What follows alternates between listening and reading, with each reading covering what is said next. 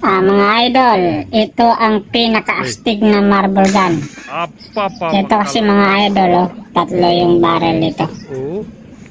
So, isang putok, tatlo agad yung lalabas. Set pa talaga dito mga idol. Ayan.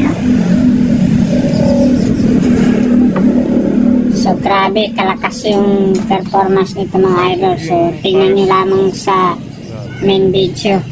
At, i-subscribe yung aking channel para makita nyo yung mga iba't ibang ginawa ko na puro mga marble gun replica.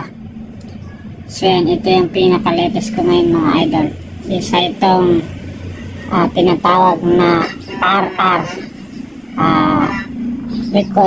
recoilless rifle. Yan mga idol.